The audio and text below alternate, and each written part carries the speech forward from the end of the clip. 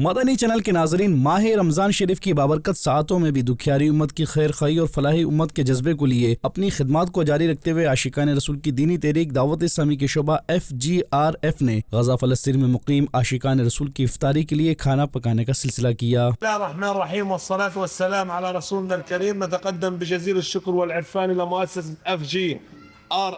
لتبرعها الكريم بتنفيذ المشروع رقم 12 وهو مشروع إفطار الصائم، وهو عبارة عن الوجبات الساخنة اللحم والأرز ليوزع على الأسر النازحة والمنكوبة في قطاع غزة في العدوان الغاشم والمستمر على قطاعنا الحبيب. بارك الله فيهم وجزاهم الله عنا